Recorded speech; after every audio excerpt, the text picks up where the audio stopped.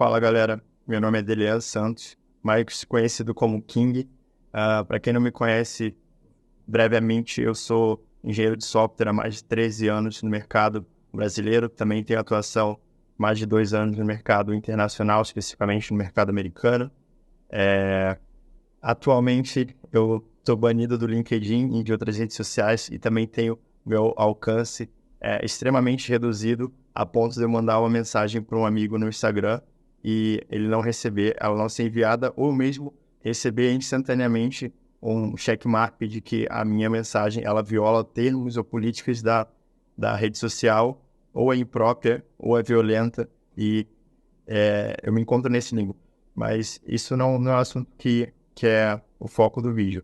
Antes de começar, se você está aqui nesse vídeo, provavelmente você viu os meus stories e você quer saber mais sobre as minhas teorias malucas, tanto sobre o rumo do mundo, tanto sobre a questão financeira. Então, antes de começar a explicar, eu preciso alinhar todo mundo para que todo mundo entenda os mesmos conceitos, todo mundo esteja na mesma base, beleza?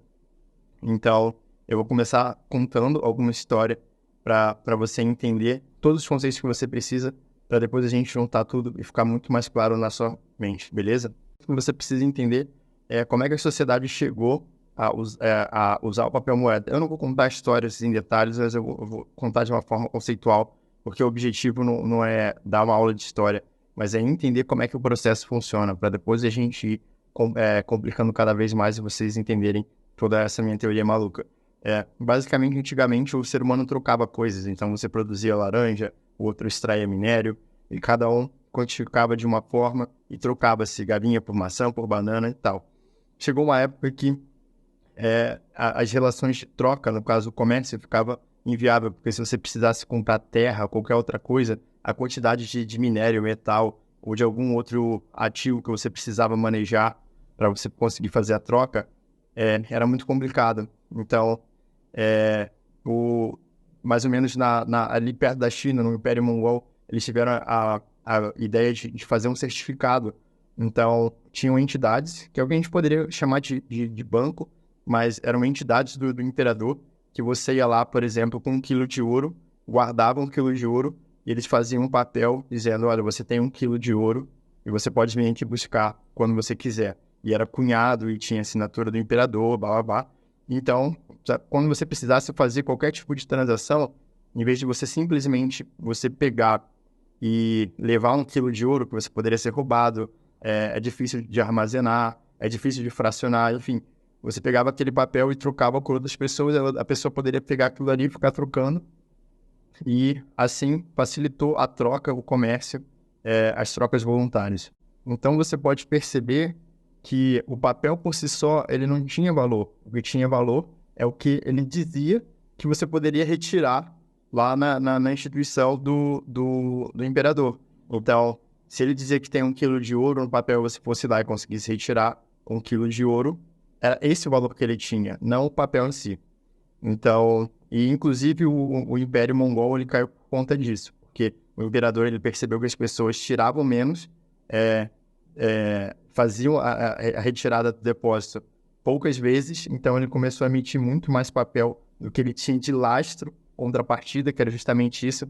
Ele conseguia honrar o papel, né? A quantidade de coisas que tinha lá depositada era inferior à quantidade de papel que eles emitiram, e quando todo mundo tentou tirar de uma vez só, o império quebrou de uma forma econômica. Exatamente como acontece na corrida aos bancos, porque a gente tem um sistema de reserva fracionária. Só para fazer um alinhamento, sistema de reserva fracionária é basicamente o banco ele pode emprestar, se eu não me engano, 10 vezes mais do que o dinheiro que ele tem propriamente dito. Então, se você coloca R$ 100 como depósito, ele pode emprestar 1.000, porque ele assume que nem todo mundo vai tirar o dinheiro ao mesmo tempo. E é por isso que muitas vezes, em instabilidade econômica, acontece crise, o pessoal vai lá no banco retirar e não tem esse dinheiro, beleza? Então, você já entendeu como é que foi o surgimento do papel moeda, você já entendeu que dinheiro não tem valor intrínseco, porque o que vale era a contrapartida. E agora a gente vai falar sobre as moedas fiat. O que é moeda fiat?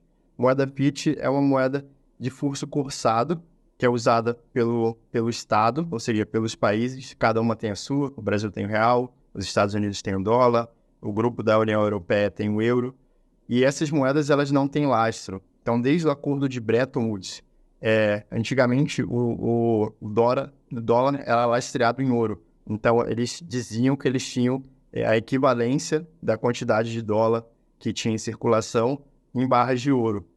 E aí, a economia se dolarizou porque se você tem reserva em dólar, significa que você pode ir lá no Banco Central dos Estados Unidos e retirar essa quantidade de ouro.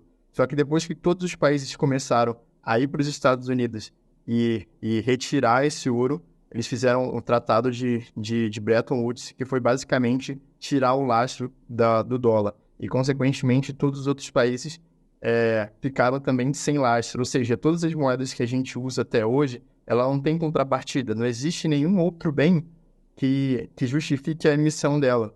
Então, por isso que a gente chama de moeda fiat, fiduciária, porque ela não tem nenhum lastro. Então, recapitulando essa parte da grana, é até muito fácil entender esse conceito quando acontece alguma guerra. Quando acontece alguma guerra e o sistema financeiro entra em colapso, geralmente as pessoas elas não se importam com a quantidade de dinheiro. Você pode ter uma mala com $1 milhão, as pessoas vão precisar de gasolina, de comida, de medicação, de armas. Por exemplo, vamos supor que aconteceu uma crise, uma guerra aqui no Brasil, a gente está sem energia elétrica. Se você tem uma mala com R$100 mil, isso não é muita coisa. Você não pode comer esses R$100 mil, você não pode colocar esses R$100 mil como gasolina no teu carro. Ele não serve para nada. Então, o dinheiro, ele serve para a gente trocar. Ele é uma forma de simplificar a troca de coisas que realmente têm valor. Que é gasolina, que é comida, que, enfim, são todos os insumos e todas as coisas que a gente precisa para viver. Beleza?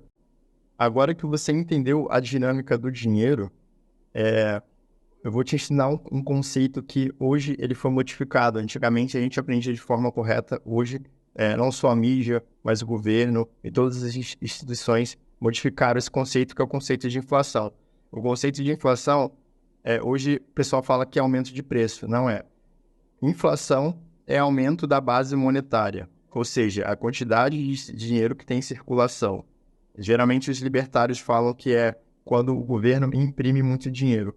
Como hoje em dia a maior parte do dinheiro ele circula de forma digital, então não é impressão de dinheiro, mas é simplesmente o dinheiro ser gerado dentro de um banco de dados, de algum, por exemplo, do Banco Central, e ser distribuído para as contas do governo para ele conseguir pagar a conta. Qual é o problema da inflação? O problema da inflação é que, como a gente é forçado a usar moeda do governo, se ele imprime mais moeda, o dinheiro desvaloriza. Então, por exemplo, na pandemia, muita gente falou assim, nossa, o meu carro valorizou, porque blá, blá, blá, não sei o que. As pessoas já não entendem, não foi seu carro que valorizou, não foi sua casa que valorizou. É o dinheiro que você tinha na mão, ele compra menos coisas agora. Então, você precisa de mais dinheiro para comprar aquele mesmo carro. Então, não, o seu carro não valorizou. O seu dinheiro que está mais barato, digamos assim. E isso é contraintuitivo, por isso que muita gente não entende. Então, toda vez que o governo ele imprime dinheiro e ele fica com esse excedente que ele imprimiu e ele despeja na economia, ele está roubando o seu valor de trabalho, ele tá diluindo o seu patrimônio. Então, ele tem o interesse de fazer isso porque é a forma mais eficiente e mais oculta de arrecadação. O governo tem 3 formas de arrecadar, que é aumentando impostos, que é o que o governo atual está fazendo, mas chegou num limite que não dá, porque isso trava a economia e as pessoas, dependendo da atividade econômica, as pessoas não querem mais trabalhar. O endividamento, que é basicamente pedindo dinheiro para bancos, fundos, enfim. Só que isso tem um problema que o endividamento é exponencial e quanto mais endividado, mais você precisa de garantias e maior os juros. E tem o imposto inflacionário, que é basicamente emitir mais moeda, gerar inflação, pegar esse excedente de dinheiro e gastar na economia. Que aí você está simplesmente tirando o valor da moeda, mas você está roubando isso da classe produtiva, dos trabalhadores, das pessoas que usam essa moeda, porque a moeda é de curso forçado. Você é obrigado a aceitar em real. Agora que você já entendeu a dinâmica do dinheiro, agora que você entendeu o que é inflação, agora a gente vai falar sobre juros. O que é os juros? Os juros ele é o preço do dinheiro no futuro, tá? E a taxa de juros, a Selic aqui no Brasil, ela é regulada pelo Banco Central. Só que antes de chegar nisso, eu tenho que explicar dois termos. A gente usa o termo nominal quando a gente está se referindo de alguma coisa que falaram para a gente ou que está escrito, que está definido de uma forma oficial. Então, por exemplo, se eu falar que a inflação nominal é de 5%, eu estou querendo dizer o que foi escrito, que o Banco Central disse para a gente que é de 5%. Tá. Então, existe a diferença entre valores nominais, que é o que está escrito e falaram para a gente, e valores reais, absoluto. O que é o juros negativo? Então, a gente sabe que o juros ele é o preço do dinheiro no futuro. A gente sabe que o Banco Central ele estabelece uma margem de juros para o mercado praticar, que é o que a gente chama de Selic. Só que o que acontece? O que é o regime de juros negativo? A gente tem isso hoje na Venezuela, na Argentina de forma nominal, que é o seguinte: a inflação ela é de, sei lá, 50%, e a taxa de juros é de 35%, ou seja, se você deixar o teu dinheiro aplicado no banco, você vai ganhar 35% no ano.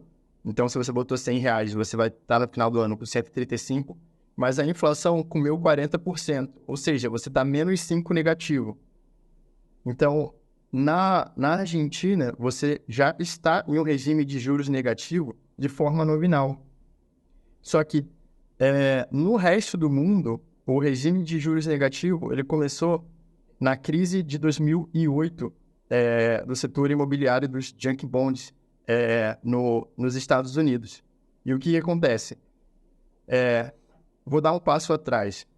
Se você acredita que a inflação no Brasil, por exemplo, ela gera em torno de 5%, você está sendo enganado por esses índices de inflação, que é o IGPM, o IPCA, que esses índices, primeiro que eles são manipulados, eles sempre vão pegar os produtos que variaram menos no período, e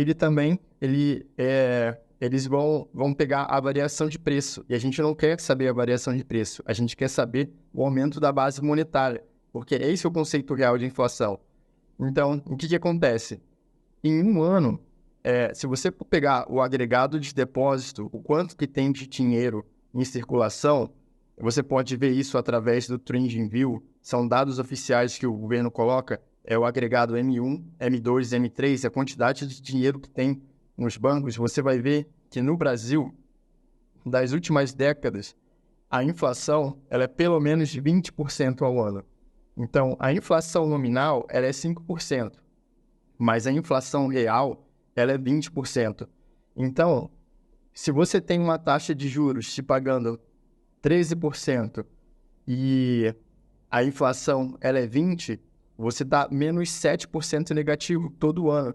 Isso significa que se você não aplica, você vai perder 20% ao ano do seu poder de compra. E se você está aplicando em algum CDB, tesouro, alguma coisa que pague 13%, você ainda assim vai estar sendo diluído em 7%, está perdendo 7% do seu poder de compra. Por que isso não é tão visível? Porque se só os preços eles reajustassem, a gente ia viver iguais nossos avós. A gente não ia ter tanta disponibilidade das coisas. Só que existe um terceiro fator nessa equação que ninguém consegue perceber porque não é intuitivo, que são os ganhos de escala tecnológico. Eu vou dar um exemplo. Os carros da década de 90, onde eu nasci, eles gastam muito mais combustível do que os carros atualmente, porque os motores são mais eficientes. Então, você não consegue perceber a inflação porque muitas vezes ela empata com o ganho de escala tecnológico. Como assim, King? Eu não entendi. Vou explicar. Vamos supor que tem um barco, motores novos de barco, ou enfim, motores novos que eles inventaram nesse ano, eles vão consumir 20% menos combustível, porque tem toda uma arquitetura nova de motorização. Então, significa que se eu estou gastando R$100 por mês de combustível usando os motores antigos, ano que vem, quando vier a nova geração de motor, eu deveria estar gastando R$80 por mês de combustível. Só que como a inflação ela é 20%, ela ganha todo os ganhos de escala de eficiência tecnológica que a tecnologia trouxe ao nosso favor. Isso é comido pela inflação. Então, esse ano, empatou. o custo da gasolina. E você acha que o preço se mantém estável. Mas o preço não se manteve estável. Na verdade, ele era para baixar, só que o governo comeu essa eficiência. Então, você foi diluído de qualquer maneira. E qual o problema? Se você entende de juros compostos, até Einstein falava que juros compostos é a mágica. Porque, por exemplo, juros sobre juros, ao longo de muito tempo, gera um montante muito grande. Então, por exemplo, faz um teste aí, veja quanto que é o dobro, 1 dobrado vezes 10. Então, 1 dobrado 10 vezes. Você vai ver que, tipo, na quarta para quinta ou para sexta já é 67 mil vezes 67 mil, que já dá um número que humanamente é difícil de compreender. Então, os juros compostos, ele trabalha sobre essa dinâmica. Então, ao longo dos anos, você sendo diluído dessa forma, você está perdendo muita riqueza. E é isso que você não consegue enxergar porque você não entende essa dinâmica. Na verdade, a maioria das pessoas não entende essa dinâmica. Então, se você colocar o seu dinheiro em aplicação, né, que todo ano você vai ter juros sobre juros, então você está tendo um ganho exponencial, mesmo os juros sendo pequeno, né? Óbvio que só vai dar diferença depois de muitos anos. O mesmo funciona com a inflação. A inflação, você está tendo uma perda exponencial, só que de forma negativa. Então, se você se protege disso, você consegue manter o teu poder de compra e seu patrimônio por muito tempo. Antigamente, os ricos faziam isso usando ouro, usando terra e imóveis. Só que essa dinâmica já foi desconstruída. O ouro ele já foi demonetizado. Eu não vou entrar nesse assunto porque o vídeo ficaria muito grande. Ele já está mais grande do que o necessário. Terras e imóveis também estão sendo demonetizados, principalmente no Brasil, que a taxa de natalidade está caindo muito e a população está diminuindo. Então, os imóveis eles só são bons investimentos se a população tiver em estágio decrescente. E o Brasil hoje ele é o segundo país mais velho das Américas. Ele só perde para Cuba. Então, a tendência mais para frente é que os imóveis fiquem mais baratos. Então, se você está comigo até agora no vídeo, você entendeu por que eu falei que quem não prestasse atenção no regime de juros negativo, inflação, vai ser praticamente destruído financeiramente nos próximos anos, principalmente agora que a gente tem um novo arcabouço fiscal e que o governo vai conseguir, ele vai poder gastar infinitamente sem ter nenhuma penalidade com isso. Então, a nossa moeda tende a derreter. Isso tanto é verdade que já está derretendo perante as moedas mais fortes, só que ninguém está se atentando a isso, pelo menos a maioria das pessoas, as pessoas comuns. E só existe uma forma de você, hoje, uma forma eficiente de você se defender. Você pode procurar ativos que sempre vão valorizar, não vão valorizar, mas eles vão manter o poder de compra em relação à moeda. Geralmente usava-se o ouro, você pode usar pedras, artes, um monte de coisa, só que tudo isso requer um conhecimento específico. Você precisa entender de atos, você precisa entender de qual tipo de pedra você tem que comprar, você precisa entender qual é a qualidade do ouro, e tudo isso é muito difícil para a maioria das pessoas. E você tem o dinheiro mais perfeito que foi criado desde da concepção da humanidade. A gente tem um dinheiro hoje que ele é tão perfeito que ele chegou muito antes do que a humanidade está preparada para receber, que é o dinheiro que ele vai ser interplanetário, que é simplesmente o Bitcoin.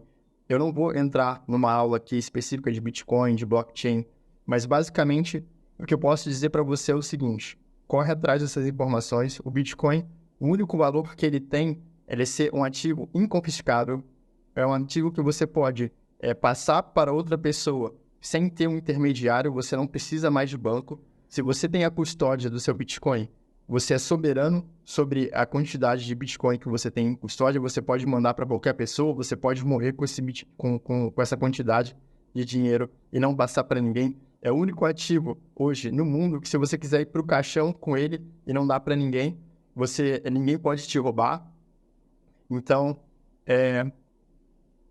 se você escolher deixar o seu dinheiro numa moeda de curso forçado, o seu patrimônio, num ambiente onde você pode ser diluído, com o tempo, o seu empobrecimento ele vai ser exponencial.